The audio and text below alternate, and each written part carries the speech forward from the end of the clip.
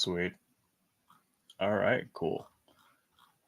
Uh, Hello and welcome to Tuesday Night Takes. We know what day it is. We're still working out the kinks. Let me introduce myself. I am Big Al, your host for the evening, along with my lovely, lovely co-host, Lieutenant Rage. Lieutenant Lieutenant Rage, how are you this evening? I'm disgruntled with technology and You and society. me both. Yep. It has been uh, a very exciting um, past hour and a half or so for us. We got some news, ladies and gentlemen. Uh, our podcast will be on a new channel very, very soon. So look forward to that.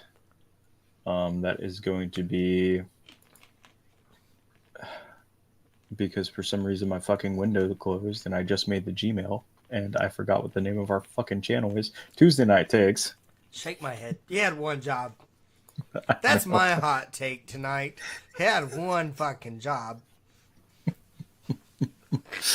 Yeah, I was sleeping at the switch. I kind of dropped the ball on that one. Jesus. It will be Tuesday Night Takes on YouTube.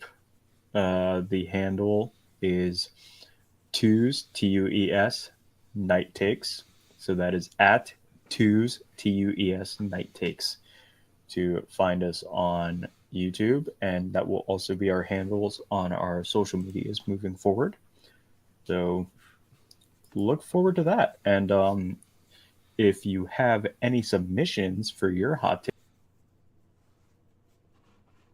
Hold up. You got lost.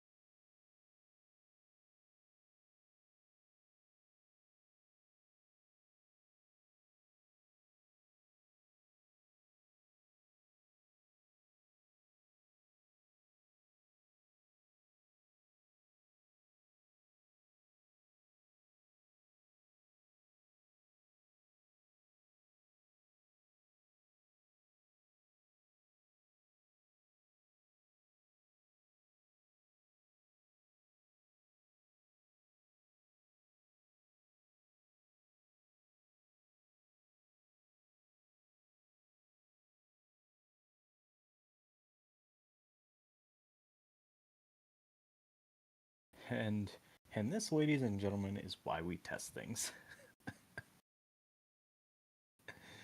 because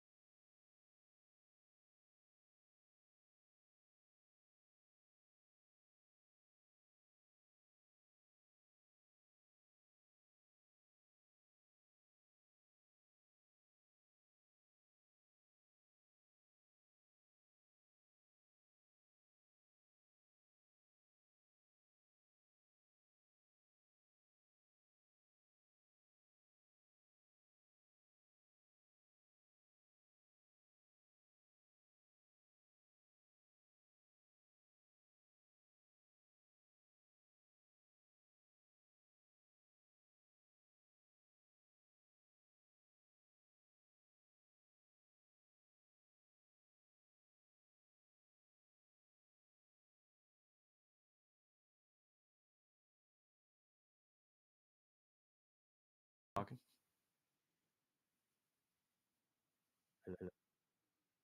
Oh, okay. Just making sure.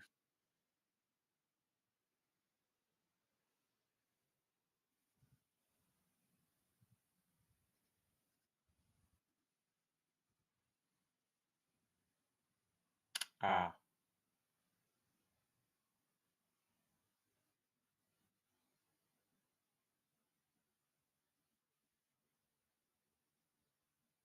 you still getting double? Okay, good.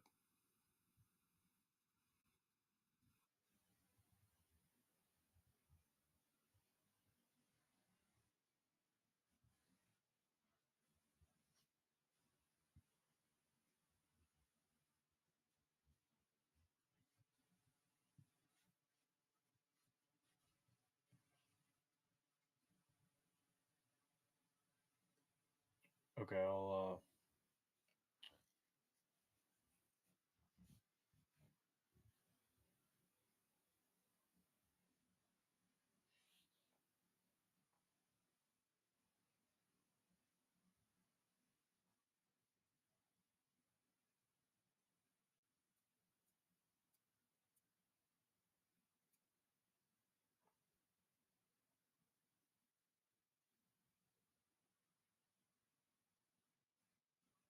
Hello.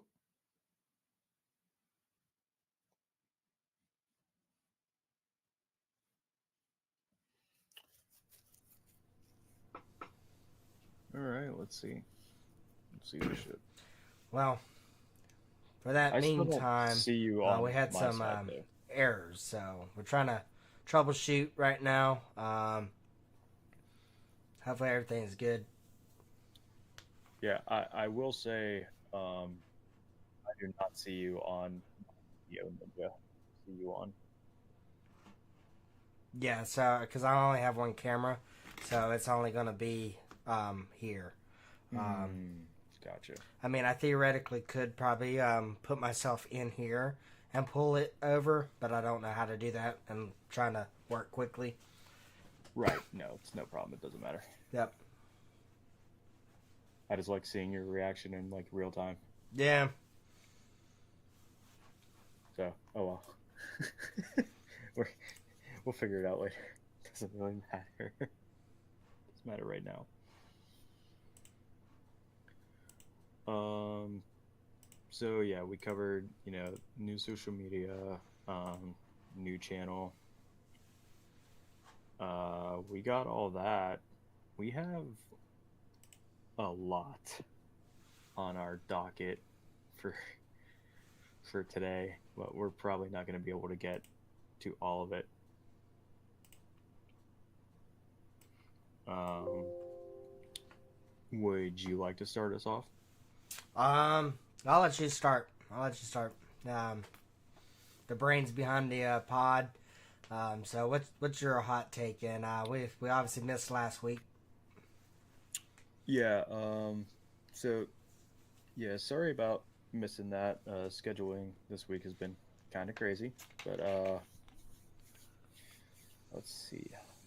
My hot take for today, I really want to talk about some of the ones that were in the group chat, but we need certain people here for them. Let's So say say we hold off on a lot of that till we at least get solidified on everything, and definitely a lot of the kinks worked out. yeah, I we mean, I are. can always be my namesake and just rage some more Yeah. about anything and everything. Um, Pick a side. okay. We want me to be for or against. I'll rage about it. Yeah. All right. So here's my hot take. All video game adaptation movies are complete dog shit. They're fucking garbage. There's not been a single good video game adaptation movie yet, live action wise. There's been nothing. And it has to be a movie. It is I'm not talking about series. I'm talking about movies strictly. They're all shit.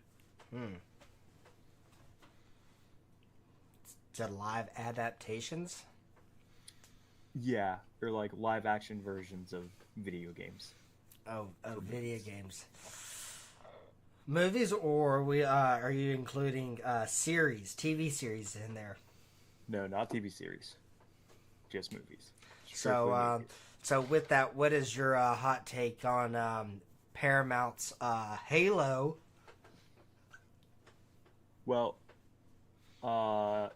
it wasn't canonical. First off, it had nothing to do with the story, and they showed Master Chief's face at like the end of the first, beginning of the second episode, and he looks nothing like he's supposed to, and I was very upset. He doesn't even sound like him. Terrible, terrible acting choices. The CGI and the armor and everything look fine, but everything else about it is just fucking. It's dog shit. It's terrible. I mean, And for me, obviously you're the OG with Halo. yeah, You know more about it than I do. I only played like 0.02% of Halo, and that yeah. started in 2015, and then what, a month at that, probably getting Mm-hmm. never got through the first game all the way, and then I Yeah, left for Combat Evolved, basic. yeah. So yeah, I don't know, and then I only played five a little bit back when we did the game share type Yeah. deal. But I mean, still never got all the way through that, so I don't fully know. But from watching it, I think it's a good story. But I agree that Yeah, there was like, what the fuck? Why are we seeing his face? Why is shit like this? yep. Halsey has a daughter. This makes no sense. Just just very poor like choices for characters for these actors. Like I understand what Paramount was trying to do and diversify everything, but in the games, Dr. Halsey is an old white woman with a shortcut bob haircut. For characters for these actors. Like I understand this Halsey made no sense, and she had a daughter, and it just none of it added up at all. Like I don't get it. I don't understand any of the show, any of it. It sucks. It's terrible. Nothing about it is good. Yeah. Um, I fully say, agree. I can't think of anything off the top of my head, video game related that's been put into a movie that live action that has actually turned out great. I haven't, which I don't think it's come out yet. Is the Borderlands movie, or did that already come out? That already came out. Yeah, It I was didn't just see so bad that people forgot it came out. it. Now, Minecraft is about to come out, Yes. and And we kind of touched on this stuff in the last pod too. yeah, But everything got segued. So now we're actually talking about it. yeah, I could care less about that. To me, it looks stupid. The only part of it that I would care to see is Jack Black. Yeah. But Jack Black as Steve. Yeah. yeah, but I mean, I don't understand the premise and the thought process behind. Okay, let's take a pixelated block fucking video game and make it live action with people in it that aren't blocked. Like you could, like, hey, it's kind of like a Jumanji thing, like the revamped Jumanji. They get sucked into a video game type deal. Like, okay, boom, now they're pixelated. Okay, now they're blocked, but they obviously look like who they are. Oh, it's Jack Black. Yeah, like it none of it none of it really makes sense. Like Obviously look especially like with who they are. the Minecraft movie, like at least if they were since they're making this and we've already seen like animals in the trailers and shit, we know what the animals are going to look like, but it's not like tried and true to Minecraft. Like, I'm really worried how this movie's going to play out. I like Jack Black as Steve. I think that's a pretty good choice. But I don't understand where these other characters come in. Like, it's almost going the route of like the Super Mario movie where like Mario's just a normal guy that grew up in Brooklyn and all of a sudden he gets sucked into a pipe out of nowhere. Like, where do these other people come from? Like, it's Right. always been just like Steve and the one girl, whatever her skin is, and that's it. Like, that's Minecraft. So I don't know, like, what didn't they show the Ender Dragon in one of the trailers? I'll be honest. So I don't really watch TV, and I skip every freaking ad that gets in my way. Yeah, I normally do too. Um, I want to know because I'm hoping if they do Minecraft, there's like two big things that they'd have to hit on, unless they're going to make this a movie series, which I highly doubt they will, because Minecraft's such a singular idea. Um,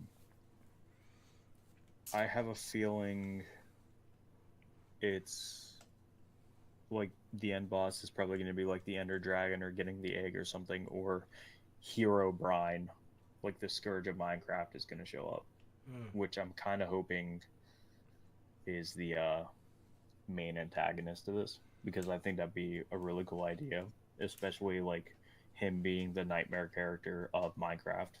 I think that would be a really cool thing. It would be a piss poor idea not to involve him, in my opinion. So, you ready for the overview? Yeah, lay it on me. So, overview. It's a Minecraft movie, Hmm. and I'm pulling this directly off Google. Nothing specific, but according to the overview, a mysterious portal pulls four misfits into the overworld, a bizarre cubic wonderland that thrives on imagination. To get back home, they'll have to master the terrain while embarking on a magical quest with an unexpected crafter named Steve. Release date is going to be April 4th. April 4th, yeah. Director is Jared Hess. Guess how much their budget is? Uh, their budget for the movie, Yep. 5 billion. God damn, that's a lot. No, 150 million. Oh, okay. That's actually a lot lower than I thought. Mm-hmm. Like, Producers. that's surprisingly low considering the amount of CGI that's about to go into that movie. But I guess it's all cubes. Yeah, So, it's not much you have to do. yeah. Producers: Jason Momoa, whoever this person is, whoever Oh, this he's producing person is. it? He's one of the producers. Jill Oh, Jesus. Messick, Mary Parent, Roy Lee, John Berg, Kel Boiter, and then you got Vu Boy. So it's VU, last name BUI, and then the Hmm. name Torfi Franz Olfonson. That is a Frenchman, if I've ever heard it. Yeah. And then story by Allison Schroeder, Chris Bowman, and Hubble Palmer. And it's distributed by Warner Brothers Pictures, Legendary Entertainment, and Universal Pictures. Hmm. Sounds like crap. And then one of the images of the armor is pretty interesting. But yeah, Remember, if you pull it up on screen, I'm not going to see it until 20 seconds later. yeah. So, just letting you know. Which that's No, something. I Write that down as something we need to adjust for next stream. yeah, so it's basically just like getting your camera feed, so making sure both camera feeds are operational. And that might be me getting a secondary webcam. I just need to be able to see it on my end. I do like this Video Ninja though, so that's definitely cool. But there's,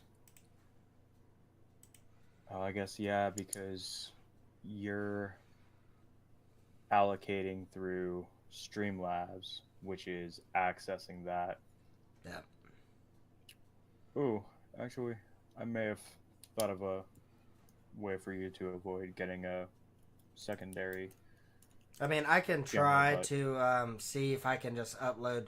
We could do this after the stream, but upload to Video Ninja and then pop her over here real quick. But for time and purposes, this was a quick yeah, fix. Since this is note taking. This is since Streamlab the camera collab or whatever Streamlabs has crashed, and then each time I have to restart Streamlabs to even enable it before you can request a join, and then I can accept your request, and then I can hide you from stream, or then I can add you to stream. yeah. So good note on that. But yeah, Yeah, that's the overview of a Minecraft story. So one, it sounds like dog shit. Yeah. Uh, my I will say, so another upcoming one, live action, Lilo and Stitch. So far, it looks we can okay. yeah, we'll segue we'll segue this game movie adaptation into a Disney adaptation live action here at the end of talking about Minecraft. You want to do that? We can do that. I was just saying, I will say as far as something going live action. Oh Um, yeah. Oh, okay. Yeah. okay, General okay, synopsis. yeah, Yeah. just general synopsis because I'd probably clump the video games and a lot of like cartoons and comics and stuff because that's what Sonic was. Sonic's a Hmm. game. Yeah. So Sonic, I mean, look how that was initially going to turn out until we bullied the every living shit out of the company to correct Sonic. And granted, Yeah. That. I wasn't a big fan of the story. The first one, I like. I mean, I never went to see it in theaters, but I saw it like on one of the streaming services and Yeah. bits and pieces. Okay, it's okay. I didn't think it was the best, but I haven't seen the rest of them. I probably don't want to, but I think for what they are, they turn out a lot better. Um, but that's a game, and now you're getting uh, Lilo and Stitch. I want to say there was something similar about Stitch. Or some. I heard something about something in Lilo and Stitch going to be absolutely terrible, and people were upset, and they're like, "Hey, if we just bully them again, they'll correct it." But from what I've seen so far, it doesn't look too bad. Hmm. So I'm genuinely curious. And I do love a good Lilo and Stitch. Yeah. So, my take on those in regards to the Sonic movies, I have a lot of issues with them just because, like, I know Sonic lore. So, like, having Robotnik instead of um, Eggman, that was kind of, a letdown. But I guess, Robotnik technically is the first Doctor. So they kind of nailed that. That was fine. Um, they bullied the ever loving piss out of the design department. Reddit bullied the shit out Yeah, of them love Reddit. because his design was nightmare fuel. The first design was terrible. Sonic 2, the movie, sucks. Sonic 3 is only worth a watch because Shadow is voiced by Keanu Reeves. Oh, okay. The story sucks for like all of them. They're all bad. Keanu's the only saving grace for the third one is Shadow. Um, Lilo and Stitch live action, from what I understand, that people were pissed off about is they were taking out the one-eyed aliens cross-dressing scene, and they weren't gonna live action that. That's why they were upset. For Lilo and Stitch? Yeah, do you remember in the animated movie where whatever his name, Mort Meek, Oh no, whatever, it's a hold up. it was Jumba Kiba. I remember Yeah. that, and then the one dude that got ate up by mosquitoes. Pleakley. Pleakley. Yeah, they took out Pleakley's cross-dressing scene. They weren't gonna live action that. That's why the internet was in an uproar because it was in the animated movie, Yeah, and but they're I not gonna mean, put it in the live at the same action. time, it's an alien Yeah, trying to disguise himself. yeah. That's I don't know why like people went up in arms about it. I really don't. It didn't make any sense. Christians. Probably. We're a non-religious podcast, everyone. Just saying. And I say that because I identify Yeah. with most Christian teachings, but I don't fully agree with a lot of stuff. So, Yeah, but still like it's a kids movie yeah, from like the early 2000s. That was just a thing. That was fine. Nobody cares. It's an alien. It's not like, I'm dressing as a woman or you're dressing as a woman and actioning it. I will say though, if I don't see a live action version of Pudge eating a peanut butter sandwich, I'm going to be very pissed off because Pudge controls the weather. yep. Um, so yeah, uh, general overview of the hot take of live action video game adaptation movies are dog shit. I second that. Yeah, uh, that's it. Hot take adjourned. They're shit. um, so I We got can't change our one. minds. So I was at drill this not this weekend, but this last weekend, and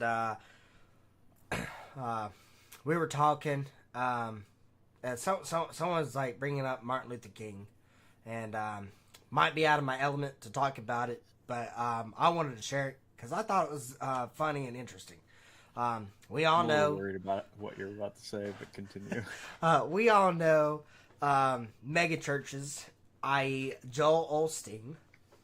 Yeah, there's Um, one here in Myrtle. and someone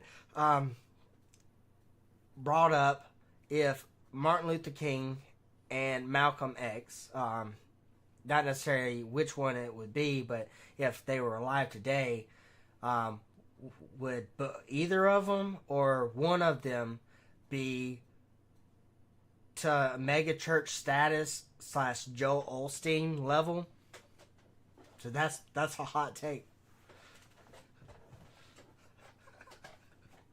Ooh, this this is like more than hot. This is like Carolina Reaper territory because this is a very touchy subject to talk about.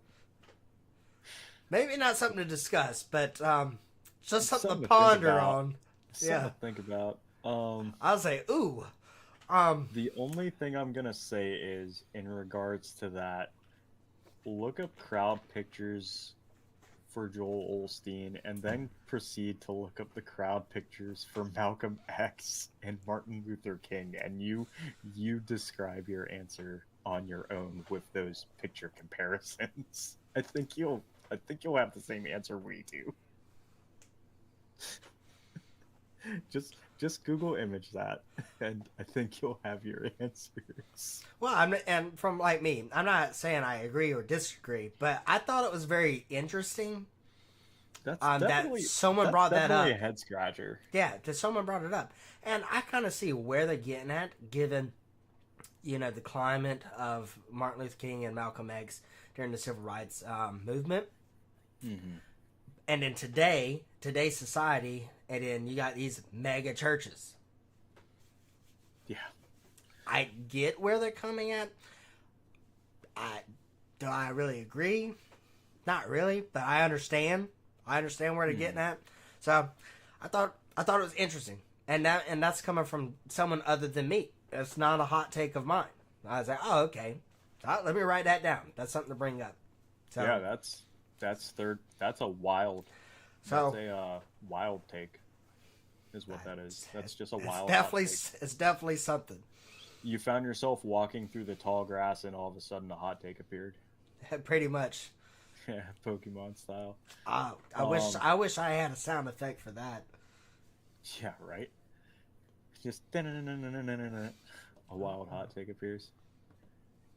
Uh, do you? Okay, so yeah, that's definitely. We'll segue that into a head scratcher. We'll call that like random head scratchers or something. Uh, anyone watching, please email tntpod1337 at gmail.com for what you think that hot take is on your side, and then we will bring it up next pod to just touch back on it. But please be very kosher about what you say, because there's a lot of stuff that I will not be repeating. or look, or Lieutenant Rage here, he will not be repeating most of the things that you're probably going to throw in there.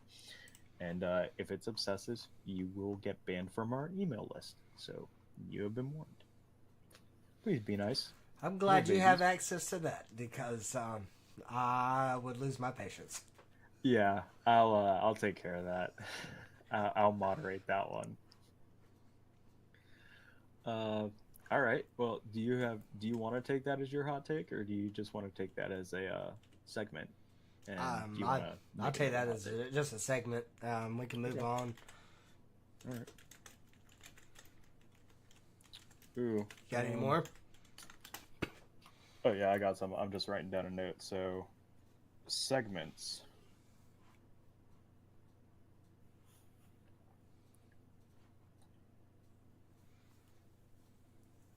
How do you feel about hearty head scratchers? I Yeah. like that. Hearty head scratchers. All right. And as you watch, y'all at home watch this, if you have any ideas on, you know, how we can make this podcast better and smoother and kind of more seamless as far as, okay, first X amount of minutes should be this, next amount of minutes should be X, Y, and Z. And ideally, we probably only got not too much longer here for tonight. Yeah. Obviously, just trying to get back out here since we missed last week. Test, work on some kinks. We're obviously figuring out things to improve upon as far as, the stream itself. But as far as content, if you have any ideas, let us know. That way I could work it out. I'd say between an hour to 2 hours max. Okay, this section here, this section here, this section here, and obviously room to exceed that depending on how popping we are. Yeah, definitely. Any feedback's greatly appreciated. Criticisms that you have, segment ideas. Definitely put like the branding out there. This is something that we both really want to do, and we think it's a very funny and interesting idea. Because you never know what someone's gonna have like something to say about. That could be ex- like incredibly brave yet incredibly controversial. That's pretty much the basis of the podcast. Just saying the things that people don't want to say because they're a little too afraid of the whiplash. We are here for the whiplash. We are the ones causing it. We are the martyrs of chaos in this instance, and anything you have to say would really help us out. So, email us at tntpod1337 at gmail.com, or leave a comment, shoot a DM to the YouTube. Anything you have will be taken into consideration, and we thank you very much for the patience, because dumpster fires always start with one match. We are mere hobos in the podcasting world. Um, I do have a hot take that I feel could inevitably equate to life advice, Mm-hmm. and I really want to touch on it. So, my hot take is Peasants, I bring news! yeah. Um, my hot take is, and this is going to piss off introverts, Talk to every single customer you can while you're at work because it pays off in the long run knowing people.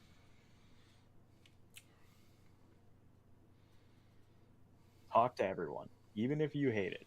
Just talk to people and get information, make connections because you never know who you're going to need to know down the line. I talk to everybody. I don't like talking to everybody. I really don't, but I do because I don't know how it's going to benefit me or someone else later. And I dig that shit because that helps. Because the reason why I'm working 2 jobs right now because I knew people and I got it.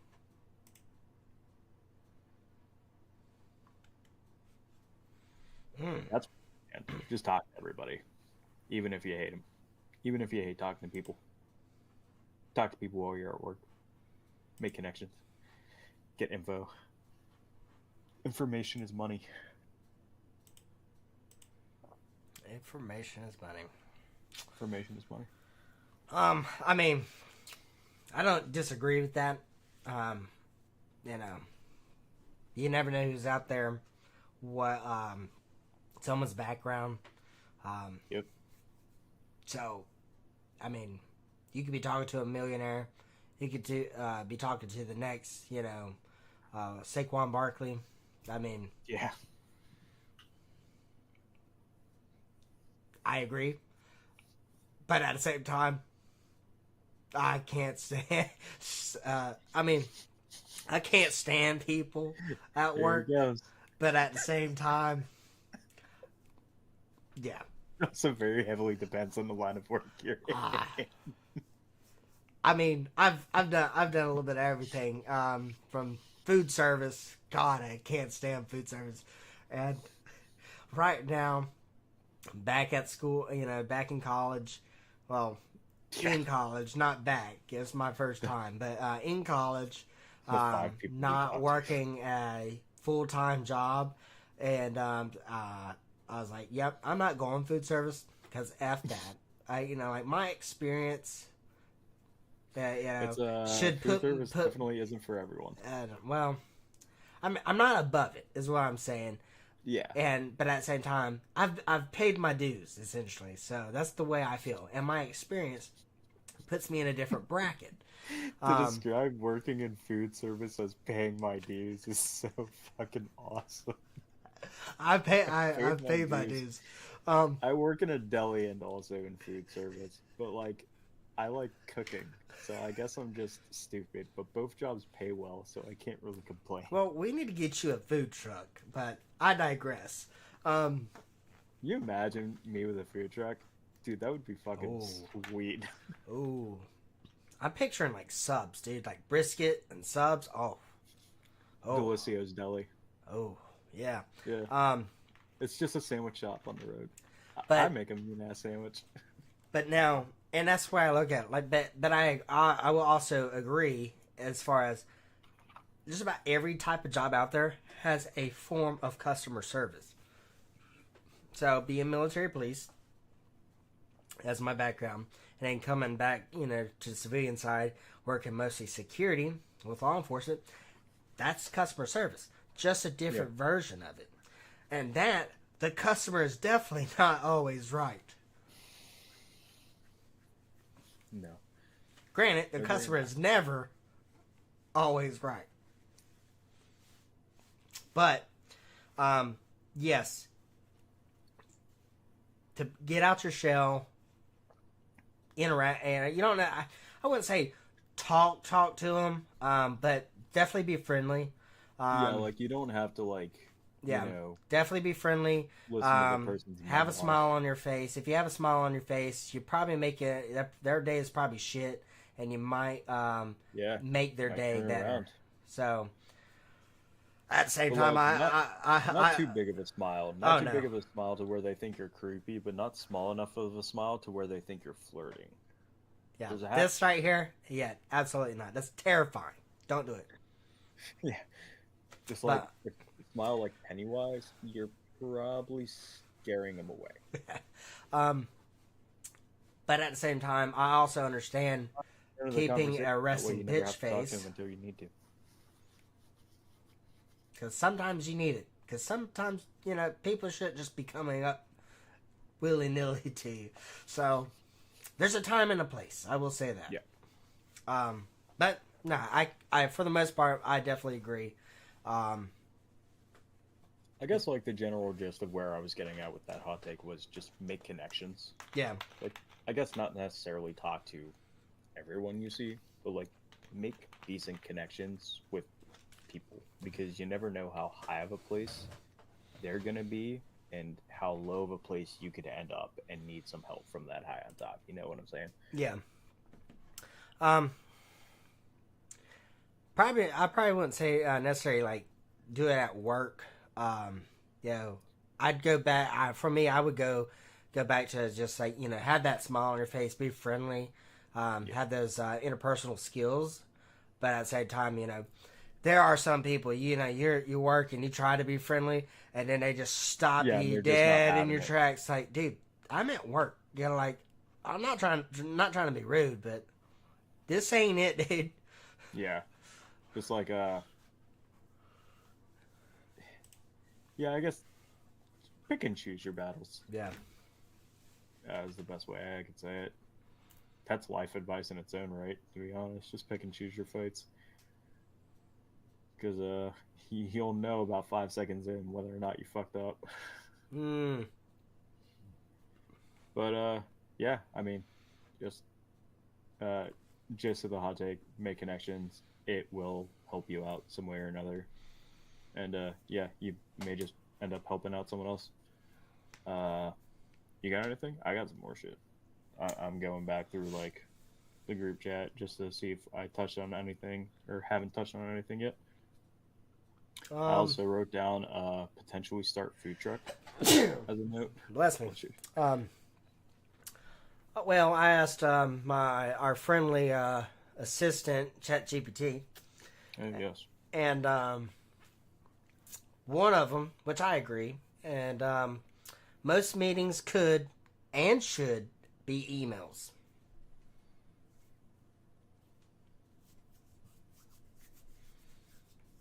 Yes. Yeah. I actually really had to think about that for a second. I was like, the only benefit you get from having a meeting in person is just like physically seeing the people. But if you're touching on a very simple topic, there's no reason for you not to CC me in an email. Like just throw it in a Slack or something, dude. Like there's an easier way to do this. We don't have to fucking wake up at 8 o'clock in the morning just for this. Yeah. So so I'm the president of our Student Veterans Association group, and we have a weekly meeting, leaders meeting. Are they really that productive? Ish, but at the same time, it's like you can't. I reflect on this a lot. It's like, meetings. If they're not productive, because same way Elon Musk is like, say if you feel like you're not going to have anything provide anything valuable to the meeting, then don't show up. Yeah. So I full heartedly agree with that. At the same time, all intents and purposes for this club, they get their community service hours that they need, that the school requires, per each semester. So being on the leadership, that's your requirement. We meet an hour each week. And then, too, we're making sure we're hitting the wickets. Hey, what's the status of this? And then, realistically, we're showing, things in person. So, to me, it's easier to convey certain messages. And then, too, it comes down to tone and inflection. Sometimes, you can't convey the tone and inflection accurately in a text or email. But when it comes to, like, business, I agree. Most things, even government, should be an email. Right? Why did we waste 3 hours? Yeah, like, and with an email, honestly, comes more security because you're the only one looking at that email. other than the people it was CC'd to. Like, you're not just gonna walk by, like, you know, let's say there's this big business meeting happening in an office building, and it's painfully obvious that you can hear everything inside of the little glass room they're in from the hallway. You can just walk by and hear everything they're talking about. There's no privacy there. Like, not everyone has the need to know on the finances Yeah. and budget of the company. Like, there's a reason the people that are in this meeting are in this meeting and you're not. Yep. You know? Like, this is meant for these folks only, their eyes only. That's all I got for that one, but I got another one ChatGPT recommended. I think it's hilarious. I do agree. Most meetings should be emails. That's a hot take adjourned. On to the next one. What you got, baby? ChatGPT suggested that camping is just pretending to be homeless for fun.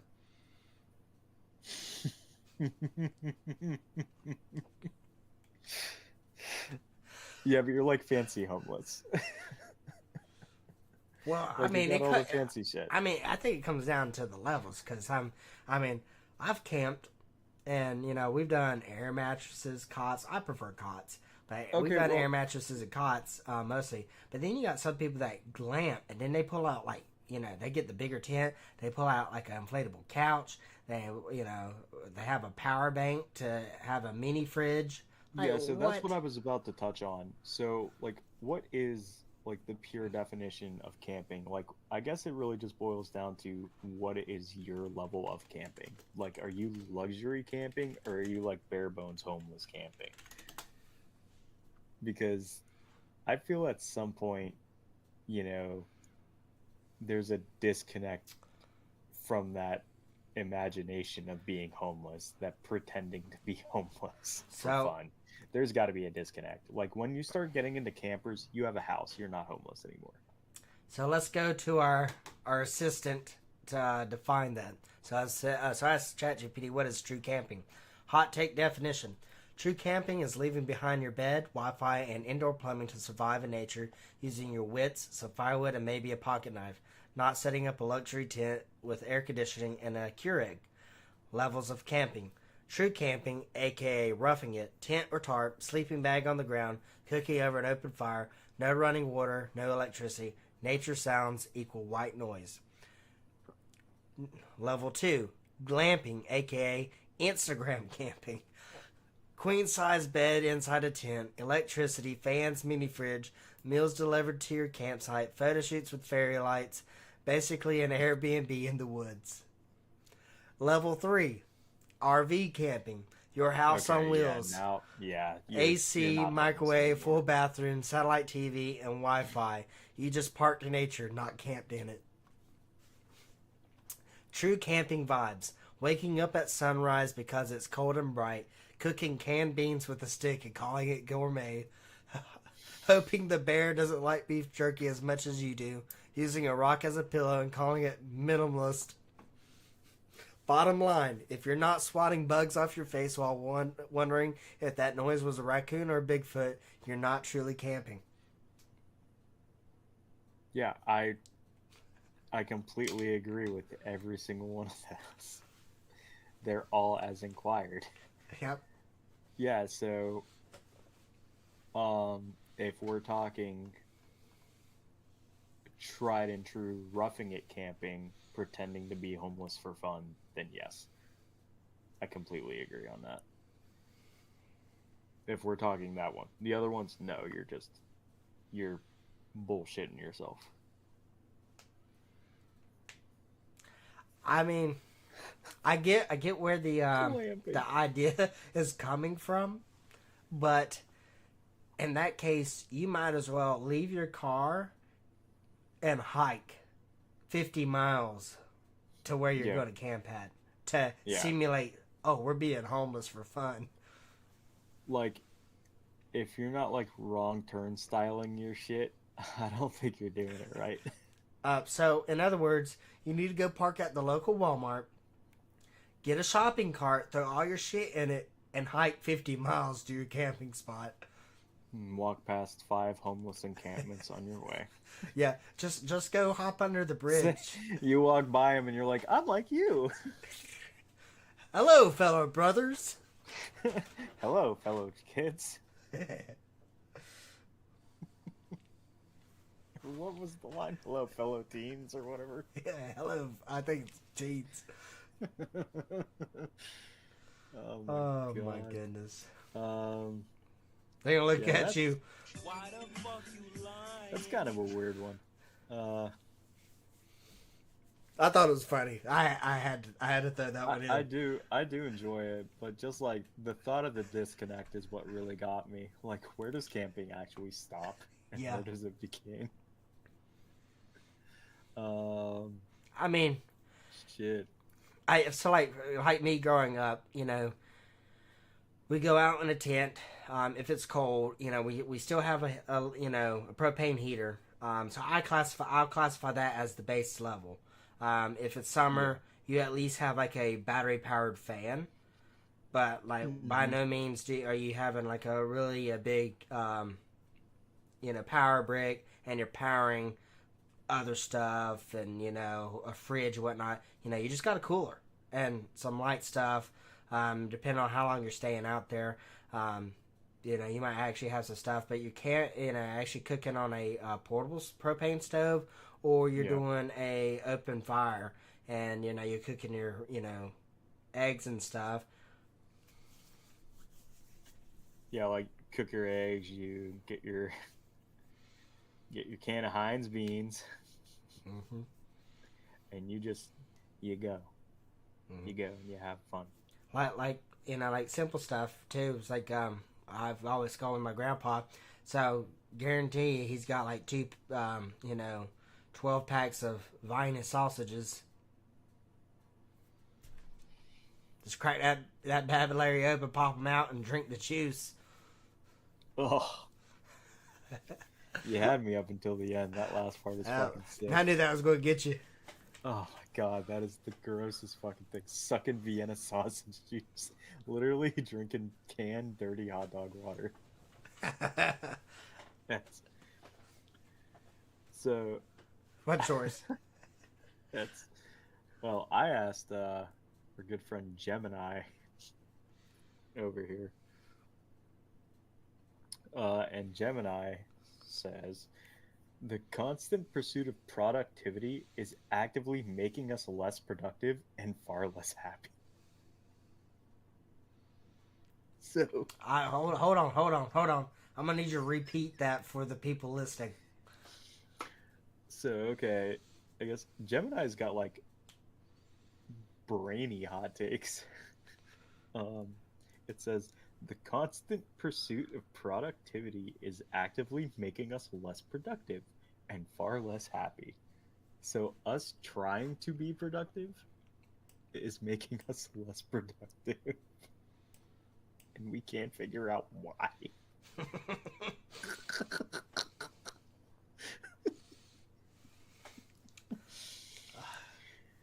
It's like the people that wake up in the morning and say, I'm going to be productive, and then end up doing a bunch of things that are just normal procrastinations and wondering why they actually haven't truly gotten anything done by noon.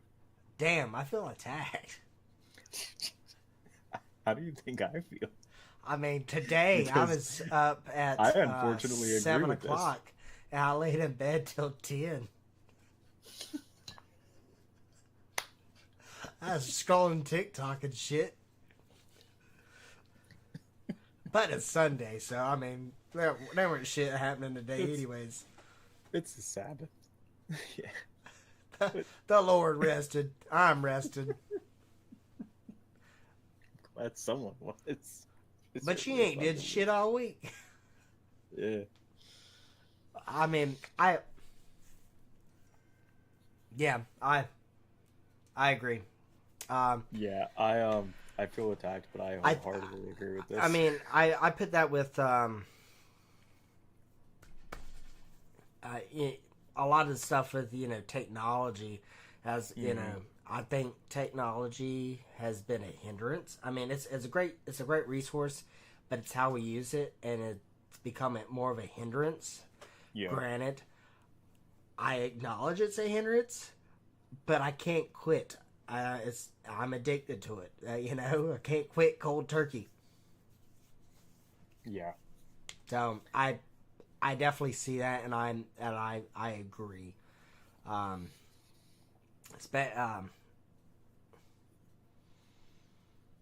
Yeah, it's just for me it's like the mentality of the statement because we've all been that person that like wakes up and says I'm going to be productive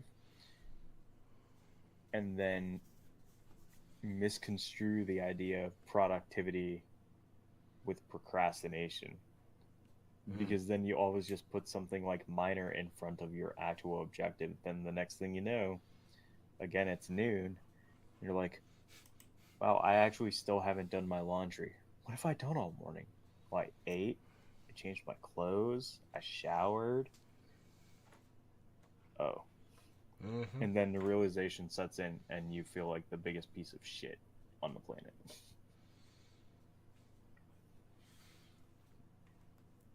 It's a real am I the asshole in the face of productivity? Yeah. Dude, I almost don't want to ask Gemini for any more hot takes because they're like they're they're so insanely like profound sounding.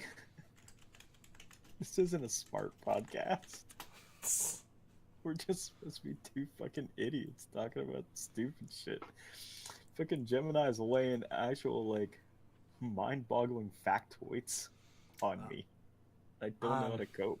So I asked. So since you got some smart Alec ones, I asked ChatGPT to give me a thought-provoking hot take. Comfort is the biggest killer of ambition. Yes. ChatGPT goes, we chase stability, convenience, and ease, but once we have it, most people stop growing. Comfort zones become cages. The more comfortable we get, the less likely we are to take risks, chase dreams, or do anything that challenges. Success isn't about talent or luck. It's about how uncomfortable you're willing to get. Yep. And then it gave me some follow-up questions. So, is modern society too comfortable? Yeah. Yes. Definitely. Does constant comfort breed laziness or mental health stability? Laziness. Yeah. I second that. Should we intentionally seek discomfort to grow, or is that just toxic hustle culture in disguise? Wait a minute. Okay. I'll read it again. Should we intentionally seek discomfort to grow, or is that just toxic hustle culture in disguise? I didn't know. Well, I guess, yeah, thinking about it, hustle culture can be toxic, but I don't know. No, you definitely seeking discomfort helps you grow. Because everyone, like, the saying is, like, break out of your shell, get out of your comfort zone. Like, you need to be able to take those leaps and bounds to grow. Like, facing your fear. Obviously, a fear makes you uncomfortable, but once you conquer it, you're good. Yep. Toxic hustle culture. I like that. That's great. That's pretty good. I gotta I'm writing that down. Toxic hustle culture. Oh my god. I've never heard anything like that. And why can't you come into work today? It's a toxic hustle culture, dude. That would be the exact opposite, dude. That's the funniest part about that sentence. because because hustle culture is like all about getting the bag, like never stop working, always being on the grind. Well, that's what I'm saying. Why can't you come in? Because I don't want to be a part of this toxic hustle culture. I'm not with it, fam. It just ain't for me. I know. I will not be a slave to society. This is my private domicile, and I will not be harassed. Uh, Bitch.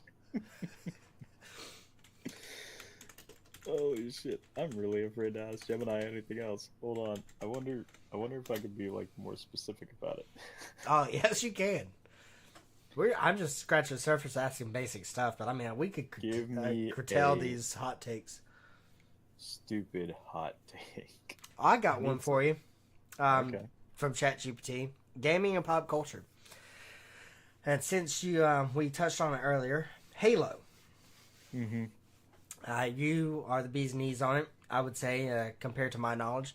The hot take here is the Halo series peaked at Reach, not 3. Yes. Mm-hmm. Yep. I completely agree with that. And as someone that has played all of these games on the hardest difficulties possible and knows the lore, Halo 3, critically acclaimed, fantastic game. Finished the fight. We all know the story of Master Chief through Halos 1, 2, and 3, up to the final fight with the Arbiter and the Flood and all that shit. The ring went off, blah, blah, blah. They blew it up. Halo Reach is potentially one of the darkest, if not the darkest game in the series. It has an incredible story. It is the prequel to Halo Combat Evolved. And Noble Team completely just gets wiped out one by one throughout the campaign of the game. Now, these are spoilers. If you haven't played Halo by this time, you know, Shit out of luck. I don't know what to tell you. I'm sorry. You're done. But Reach Reach's story goes so in depth that it's insane. Like each character gets killed off in a very specific way.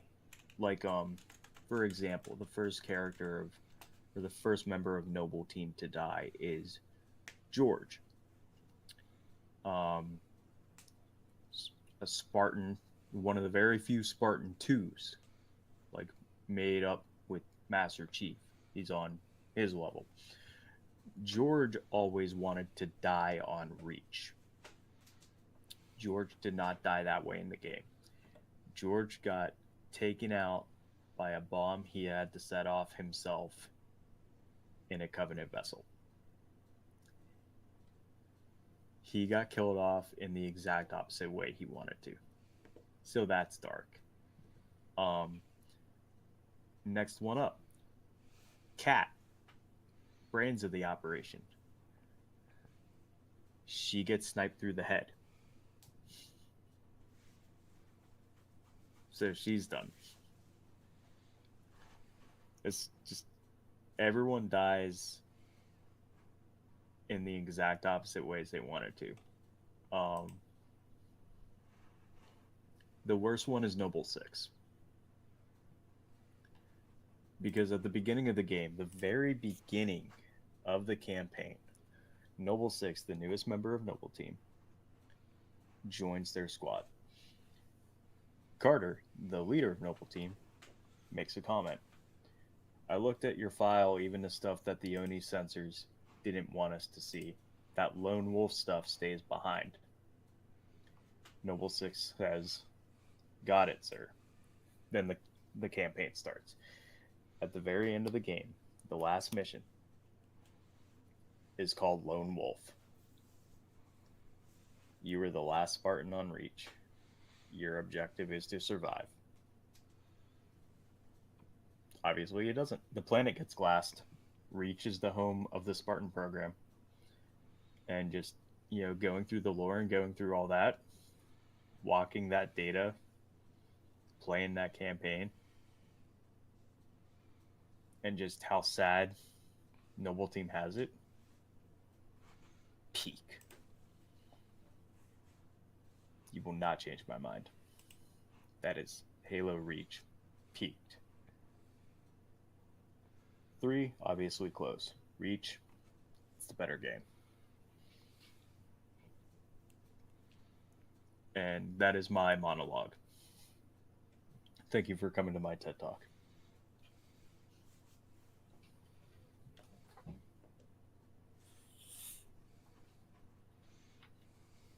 I'll take it. That was a rant. I mean, it's a hot take. I mean, and that's why I directed to you. Yeah, I just that thought was, and too, I thought we'd go back on it since ChatGPT brought it up. I was like, oh look, there's Halo. yeah, that was a good boomerang by ChatGPT. It was a really nice roundabout. Ooh. Ooh. Gemini came up with something pretty controversial. All right. Obviously, this has been something that's been argued about a lot in the past, but I think Gemini may have just shed some new light on it. So let me lay this down on you. Pineapple on pizza, right? So, according to Gemini, pineapple on pizza is a perfectly acceptable topping, and anyone who disagrees is just afraid of the flavor.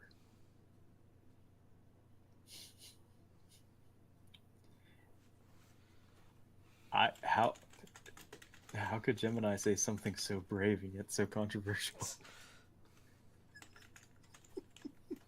This AI is wild.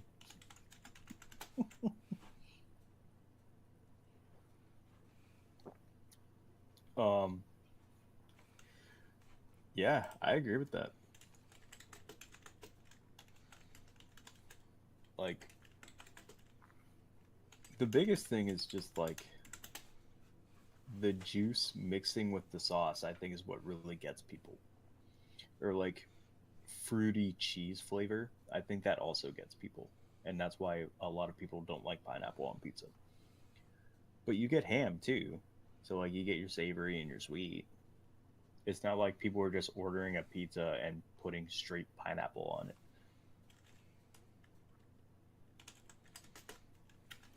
Because when anyone that argued this, it was always about like a Hawaiian pizza. But a Hawaiian doesn't just have pineapple on it. A ham, yeah. Yeah.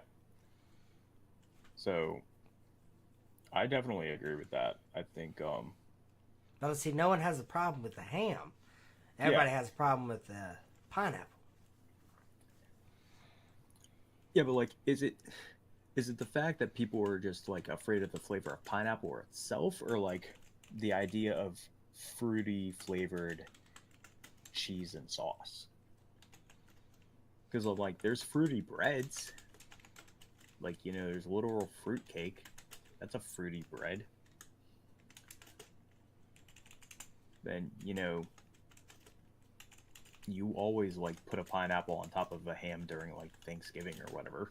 That's just a normal thing. So you still get pineapple and ham. Can't relate. I think it's just never done that. The sauce and the cheese. But like there's fruity goat cheese.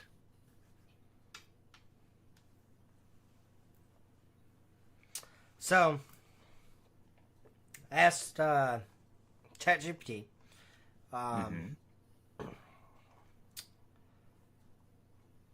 So Gordon Ramsay, and let me state my side on this. Pineapple absolutely does not belong on pizza. Pineapple itself is not good. So why would I put it on pizza? Both okay, texture so and flavor. So you're arguing for the fact that you just don't like pineapple at all. It's which a. is fine. I'm not saying I don't like pineapple. It's not the best, and it will never be my eighth choice. You're not going out of your way to buy a pineapple. Like if it's around, you'll eat it, but you're not like buying it. Yeah, and I might eat a little bit in like a fruit cup, but I. It's not that great. It's not bad, but it's not that great. Literally, like my ninth choice. So I had ChatGPT help me get the information, because I agree. So let me. Do you agree with that people are afraid of the flavor or that because what Gemini is saying is it's a the topping is fine, but you're afraid of the flavor.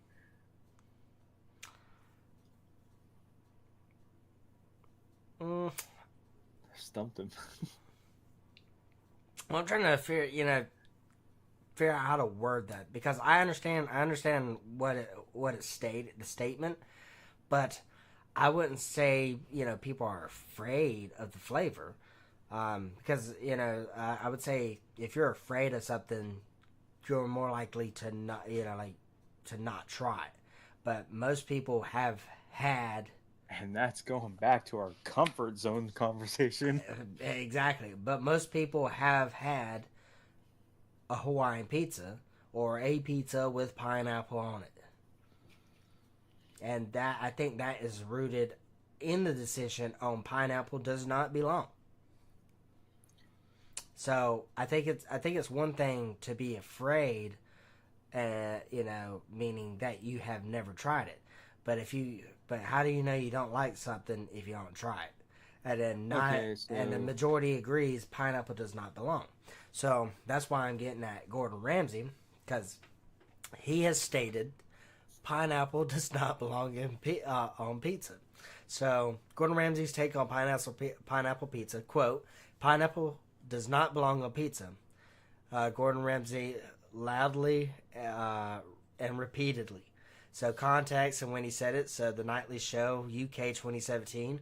Ramsay took a bite of pizza and said, "You don't put fucking pineapple on pizza." Then immediately spat it out, doubling down on how wrong it was. Twitter in 2017, a fan asked him if pineapple belongs on pizza. Ramsay fired back, "You don't put pineapple on pizza." Straightforward, no room for debate. And in general philosophy, Ramsay, being classically trained with Italian and French culinary roots, sees pineapple as too sweet and juicy for the balance of savory, salty, and crispy textures and flavors that traditional pizza is built around. Then it breaks it down. Why he hates it. Pineapple sweetness overpowers the sauce and cheese. It's watery, which can make a pizza soggy. It's seen as a culinary crime by purists, which Ramsay often aligns with when it comes to classic dishes. Hot take twist. Despite his hate, pineapple on pizza remains wildly popular, especially Hawaiian pizza, which, fun fact, was invented in Canada, not Hawaii. Ramsay's stance is part of the larger pizza civil war that pits sweet and savory lovers against purists who see pineapple as sacrilege. I'm one of those. Sacrilege. Bottom line, Ramsay thinks pineapple on pizza is a disgrace, and he's got no issue telling the world, want to change his mind, good luck. And I agree with that. He's classically trained. He's a renowned chef. If he says it,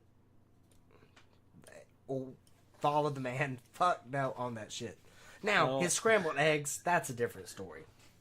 I don't uh,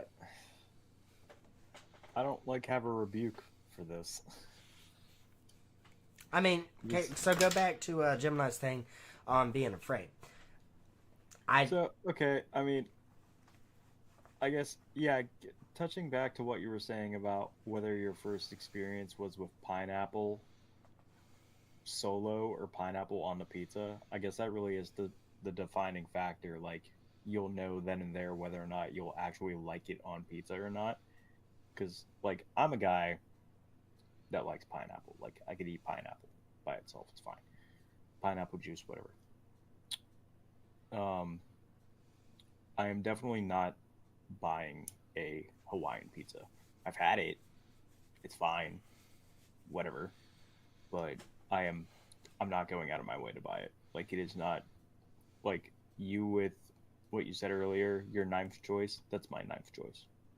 Like pizza wise. I don't even actually I wouldn't even put it in my top 10. There are so many other things that I could buy.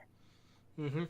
Like my go-to is like a white pizza, like the Bellatoria or Palermo, whatever the brand is, frozen pizza that's garlic chicken Alfredo. It's fantastic. Mm-hmm. It's my first choice of fucking frozen pizza. You will not see me buying a Hawaiian unless I'm catering to someone else.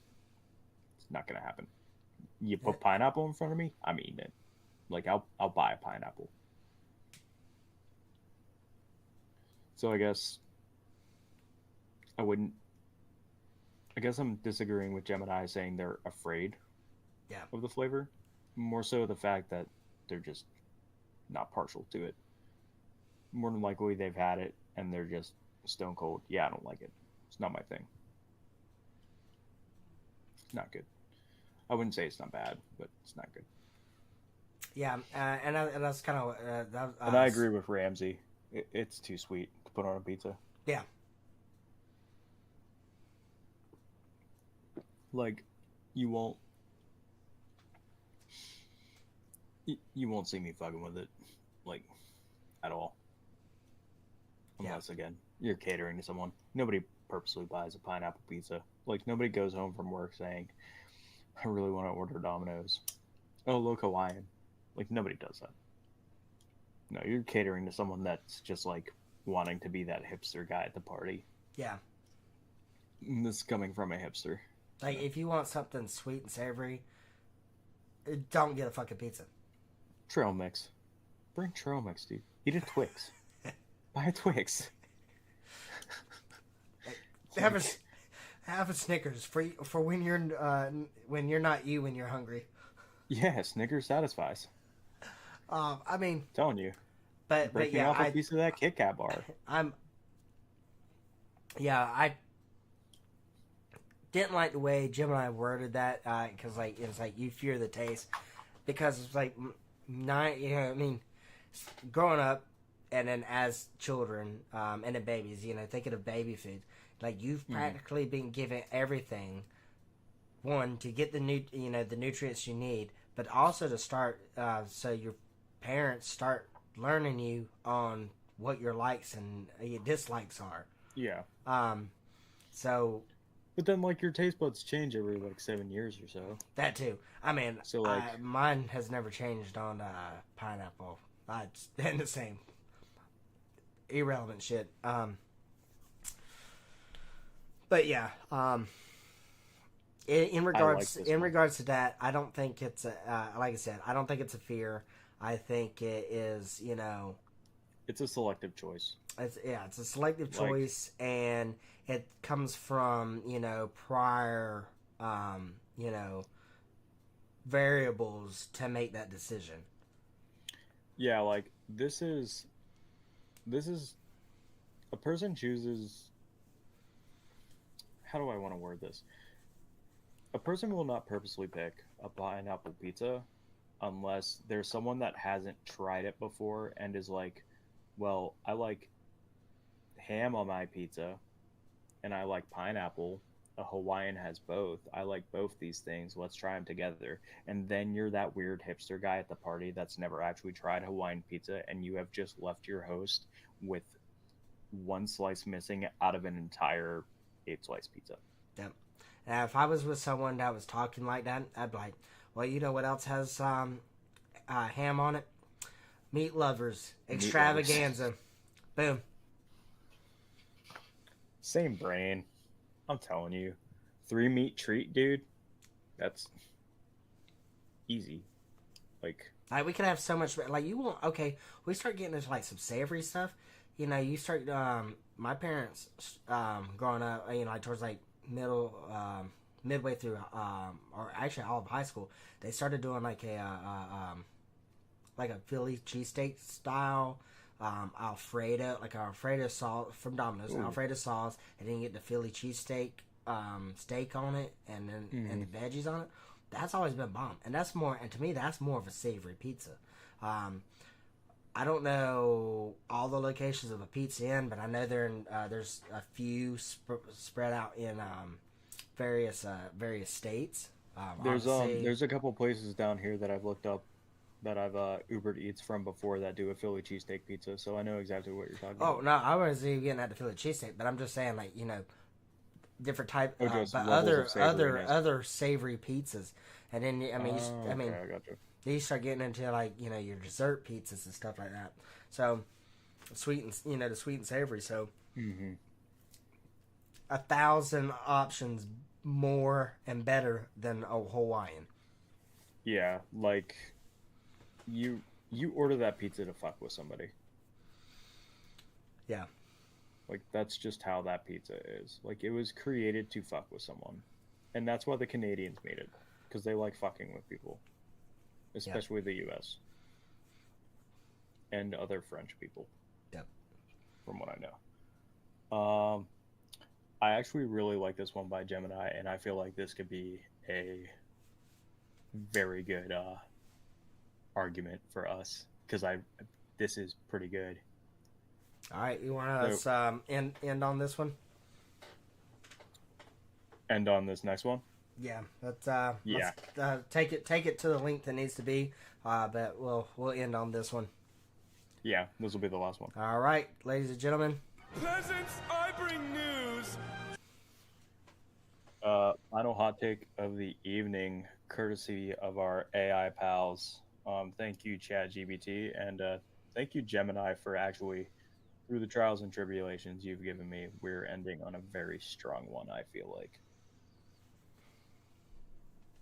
According to Gemini, all sandwiches should be served open faced. We've been wasting perfectly good bread surface area for far too long. All sandwiches open faced. Ooh.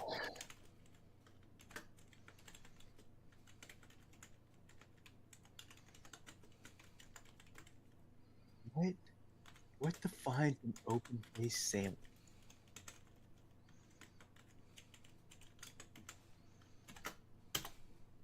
A Philly cheesesteak? Like a hoagie bun?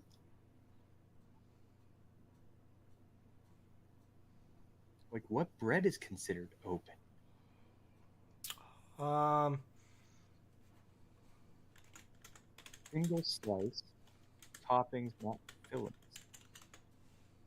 Consists of a single slice of bread or toast.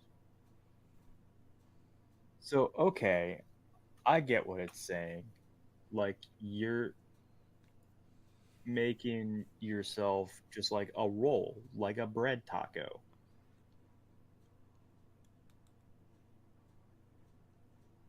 so Like essentially, you're it's like a single slice of toast with like butter on it or like jelly, and then you just eat the toast like for breakfast. that yeah, so So I asked ChatGPT, you know, the information on the hot take. Then I asked it to define open face. So, definition of open face sandwich: an open face sandwich is a dish consisting of one slice of bread topped with various ingredients such as meats, cheese, vegetables, and sauces, served without a second slice of bread on top. Key features: no top bread. Everything is exposed. You see all the toppings, eaten with a fork and knife, usually. Okay, hold the fuck up. wait a minute. You're not Um, eating a sandwich with a fork hold and up, knife, are you? hold up. Why the fuck you lying? Um, presentation focus What? often looks fancier or gourmet compared to a regular sandwich. Examples of open face sandwiches: okay, avocado toast, smorboard, Danish open face sandwiches, um, That's not a ta- sandwich. tartines, French open face, lox and cream cheese on a bagel half. Okay, okay. I'm glad it mentioned bagel. Like, you slice your bagel and then you put cream cheese or whatever topping on it. Yeah, you do your cream cheese, your That salmon, your and you did capers, and you and got a you're eating lox. your half. Yeah. Okay, that makes sense. Open faced turkey sandwich with gravy. What? Vibe. Open faced sandwiches say, I'm here for flavor, aesthetics, That's and cutting carbs, one slice at a time. Closed sandwich, that's fast food. Open face, that's art. Um, what so that's the definition of open face. Now, the hot take. Per ChatGPT, all sandwiches should be served open faced because why are we hiding the good stuff under a second piece of bread? So, arguments for open faced sandwiches: better presentation, better eating experience. You can see everything, the toppings, the layers, the effort. It's a feast for the eyes as well as the stomach. Restaurants charge more for open faced sandwiches because they look fancy and intentional, not like you just slap bread together. Okay, that's one. Flavor focus. Less bread equals more focus on the meats, cheeses, and veggies and sauces. Second slice of bread often dulls flavor or makes it too dry. Portion control without sacrifice. Open face equals fewer carbs, but still maximum flavor. You can eat twice as many toppings with half the bread guilt, gains only. Bread matters more. Forces you to use quality bread, no hiding behind a bland top slice. If it's open face, every bite has to count. So, counter arguments for debate. It's not portable, true, but we're not hiking, we're eating art. It's messy, grow up, use a fork and a knife like royalty. That's just toast with toppings. No, that's a deconstructed sandwich experience. Ultimate question. Is the top slice of bread essential or just a lazy lid of culinary creativity? Or on a lazy lid on culinary creativity? Open face sandwiches are about intentionality. Every ingredient is front and center. You're not hiding behind carbs. You're elevating lunch. Jesus Christ. I. Oh my god. Um, I was sold after all gains. After that statement, all So gains. I have something in sold. response to this. Okay. FBI, open up! Get him, FBI, because damn. But what was it? Learned something. Yeah, think- this is great. I have learned something. What did it say? I have a bento box. I could easily do this every fucking day. I could literally just toss bread in one of the compartments, put all my toppings and shit in the other, and bam, I got 2 open sandwiches. Have you seen the guy on TikTok? He shows you how to eat fancy and do certain things. And say, oh, well, you do it this way. I picture him teaching about open face sandwich. I feel like that would be a lesson from the upper echelon of society. Yeah, Because you and I are just mere field rats. I'm telling you. We're, Um, we're just vermin. We're just rodents. what's Little it say? raccoons, man. We are the trash pandas. Oh my god, I was gonna make sandwiches after this too because I'm hungry. Now I don't know how I'm gonna make them. You're going to spend an hour just staring at the ingredients like, oh God. Which is terrible because I popped an edible and it's kicking in pretty hard, and now I'm really fucked up about this whole scenario. I also like, I equate this to like a mini pizza. That's what I'm thinking about too. Like this literally like in the description of this, the only thing that I could think about was like the fucking pizza Lunchable. Yes, exactly. And that's how you would eat it. You went to the same place I did. An open face sandwich. Get the fuck out of here. So is pizza an open face sandwich? Oh, stop.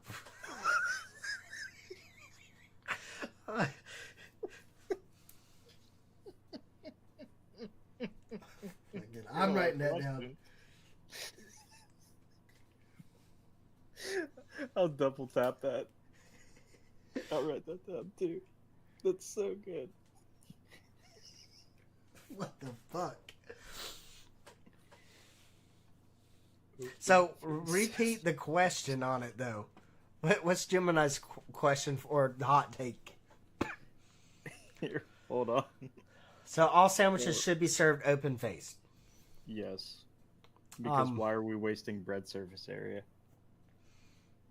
That's oh my god. We're our hot takes are evolving.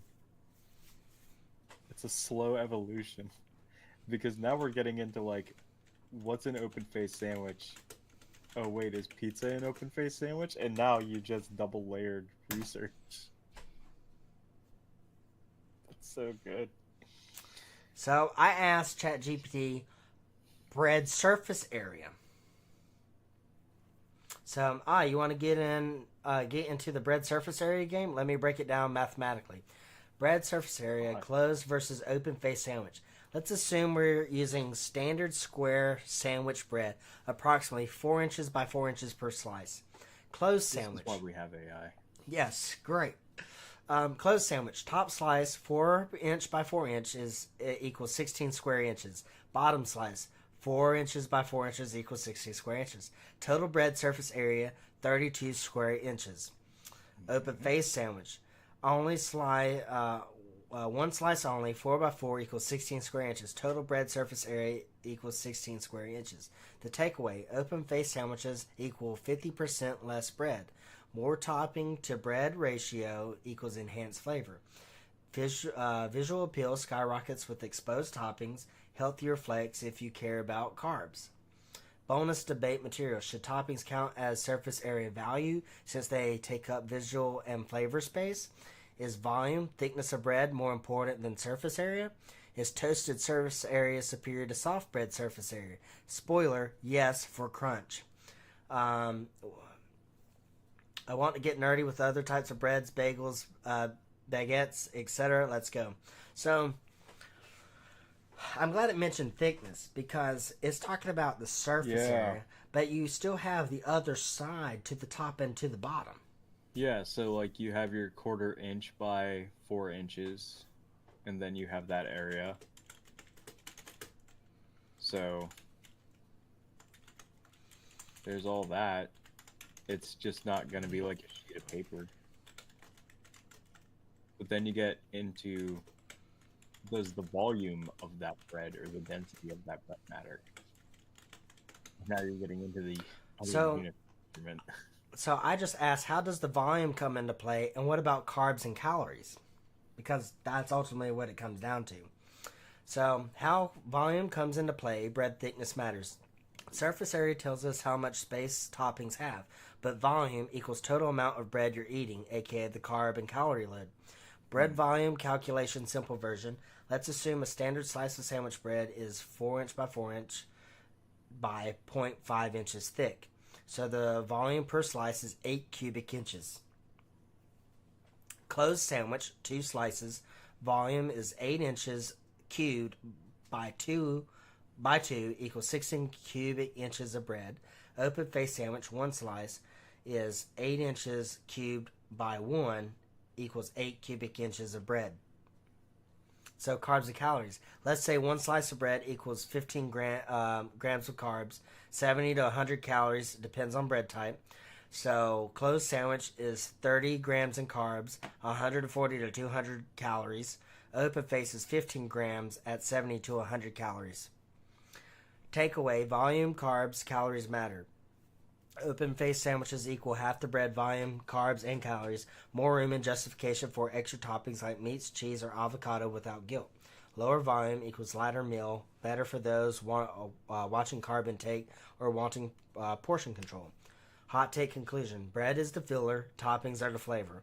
Volume, carbs, and calories all drop by half with open face sandwiches, so you're basically dieting while feasting.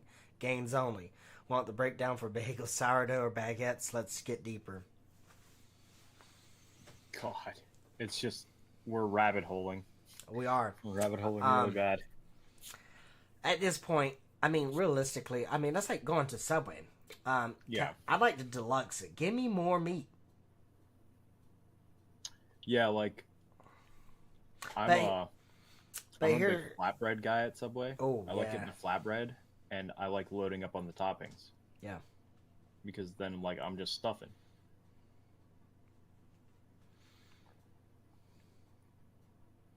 Like, I wonder what Subway would say if you went and say, "I want an open face." You imagine, dude, oh my god, the look at someone at a sub shop that asks I'm going for to that, Jersey Mike's tomorrow, dude. and then you explain what an open face sandwich is to them, and they're just like, so what? It's like, no, you're gonna slice the roll in half, but you're gonna put toppings on both sides separately. So you're still getting. They're gonna the look at full you like a fucking sandwich. psychopath. You're still getting a full fucking sandwich.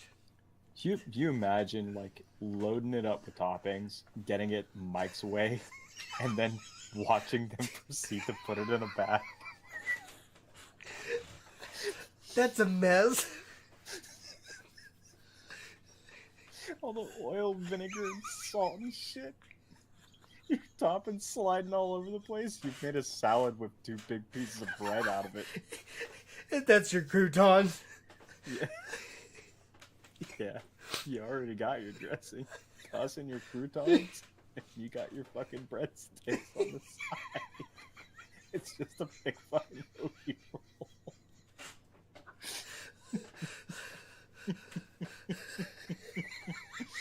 I'm so glad I fucking picked this. I'm so glad. Oh my god. It's such a funny idea. Dude, I want to go to Firehouse Subs and do this. Actually, you know what? You want to know who I bet would actually do this? Witch. They would probably fuck with this idea. I'll be honest with you. I've never been to a witch. Dude, like, you can get, like, crushed up potato chips and shit Oh as a god. topping. I think I'm gonna toppings. make this a Facebook post after the podcast. just wreak havoc. But Are you gonna put it on your Facebook, or are you gonna put it on the pod's face? Oh, we don't have a pod Facebook we yet. don't have one. I mean, you can make one, and we can post that too. But I'll do it tomorrow. We'll just repost it. but damn. But like, here's my thing. It's like, Shit, that was good. comes down to the bread, and realistically, when I think of bread, I don't think of like a slice of bread. I think of bread as bread. You gotta, it's a loaf. So it comes down. It comes down to how thin of a slice you make. That So, like your case with the flatbread, yeah, you're essentially basically just a bread taco. You Yeah. just fold it.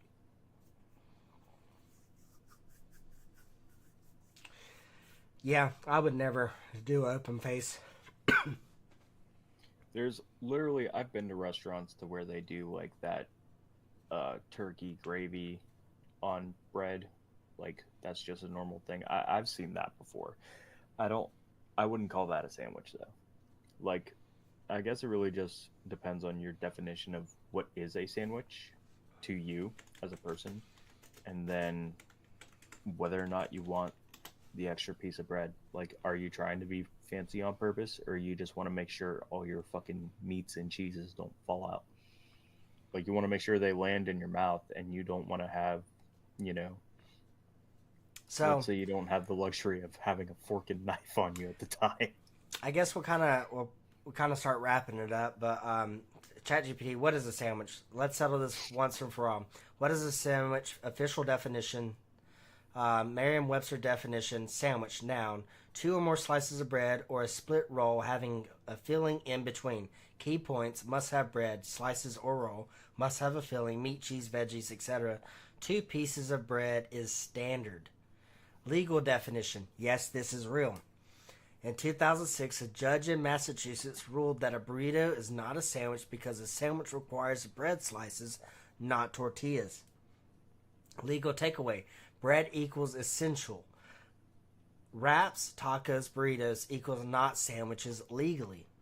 Controversial question and hot takes: is a hot dog a sandwich? Hot take: yes. 1 split roll plus filling fits the definition. Public opinion: divided, emotional, chaos. Is an open-faced sandwich a sandwich? Technically, yes, but purists argue it's not a real sandwich without a top slice. Still called an Yeah. open-faced sandwich, though, so it counts. Is a burger a sandwich? Yes. Bun equals bread, meat equals filling. It's just a sandwich in beast mode. Ultra hot take definition. A sandwich is an edible creation with a bread base, a top, optional, and something worth biting into the middle. Basically, if it's stacked, handheld, and has bread involved, you've got yourself a sandwich. And then All right. let's let the debate rage. Want to dive into cube rule theory for foods? It gets weird. All right. I think we'll we'll cut off at the weird. And we'll touch on that next time. So I guess yeah, it's technically a sandwich, technically not a sandwich. I want to be able to pick it up. I need my hands. A sandwich is meant to be held. Without argument, I think my point earlier, pizza's an open faced sandwich. Yeah, and we're definitely gonna talk about that next time. That and the hot dog. Yeah, I'm really contemplating going to Jersey Mike's tomorrow, recording myself ordering an open faced sub. That would be such a good like lore video for the pod, just to see if they would actually do it or know what it is. That would be so funny.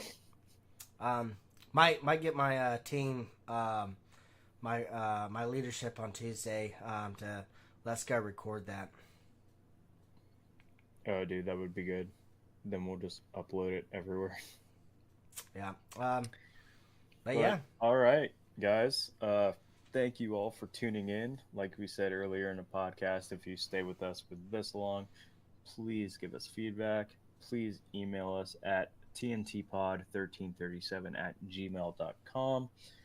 I will more than likely be personally overviewing all those. Please give us criticism, any ideas you have. We are trying to make this better because we think it's a really funny idea.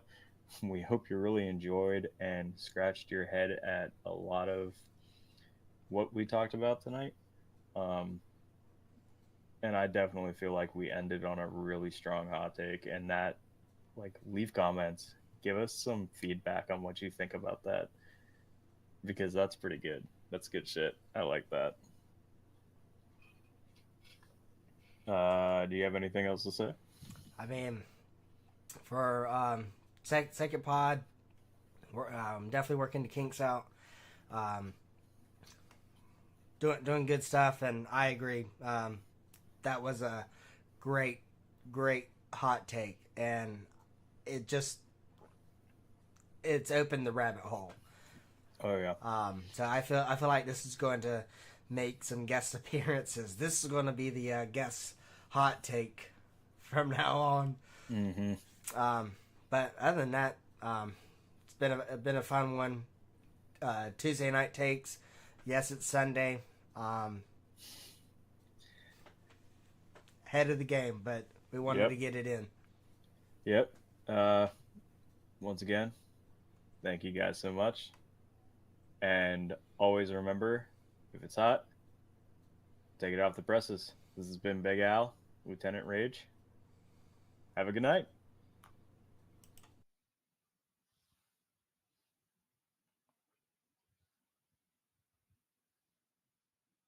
All right.